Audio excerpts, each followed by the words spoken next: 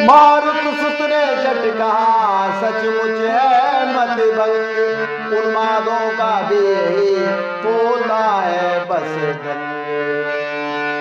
कपि का निर्भय उत्तर सुनकर दशमुख को क्रोध मान हुआ, सन्नाद मारने बानर को तैयार सहित अभिमान हुआ।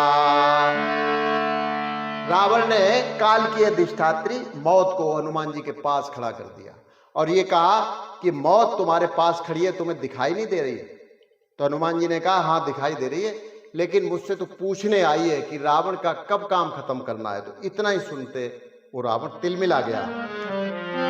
सुन कपि बचन बहुत खिसियाना, बेग न रहो मूढ़ कर प्राणा। रावण ने राक्षसों से कहा कि इस बंदर को जल्दी मारो, और इतना ही सुनते ही निशाचर मारने के लिए दौड़ पड़े।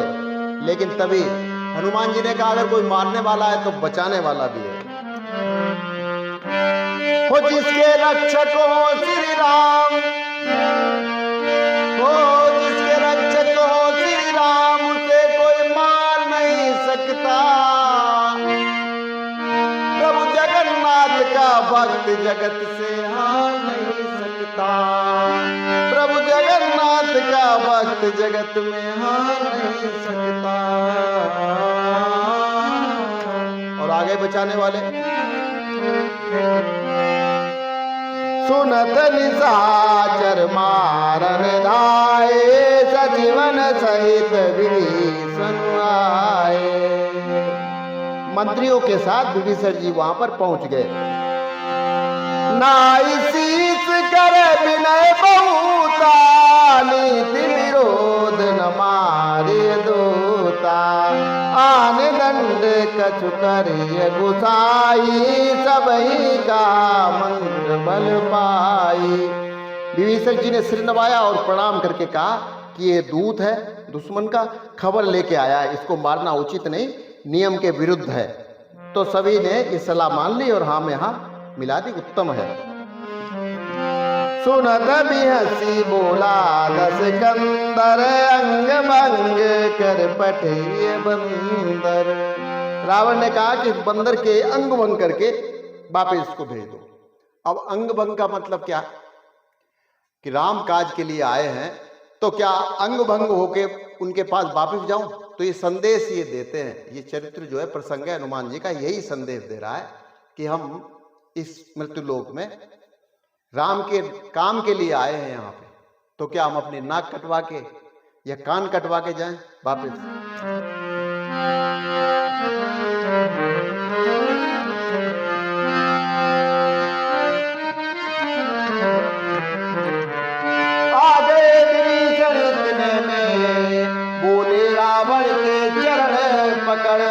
भैया पंडित होकर न करो तुम धर्म नीति में ये गड़बड़।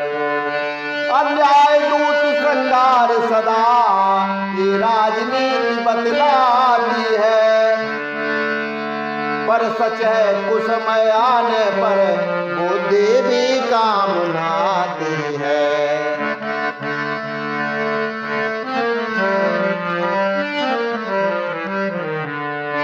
इसलिए उचित श्रृंगार नहीं, कुछ और दंड इसको दीजिए, कुछ और दंड इसको दीजिए। वो उचित दंड ऐसा देकर अपने सुख का बदला लीजिए।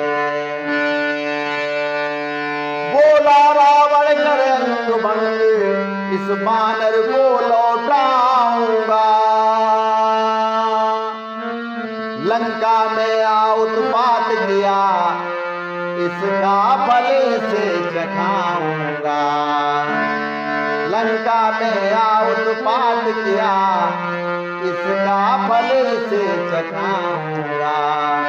रहे पूछ पर ही सदा बानर को अभिमान, या तो जलवा दो इसे या कटवा दो कान। तो हनुमान जी ने यहाँ पे सरस्वती जी की आराधना की है और ये कहा कि इसकी बुद्धि बदल दो, और सरस्वती जी ने ये सहायता हनुमान जी की कर दी।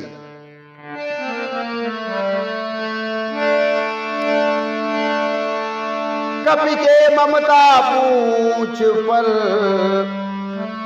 सबई कहाऊ समुझाए, सबई कहाऊ समुझाए।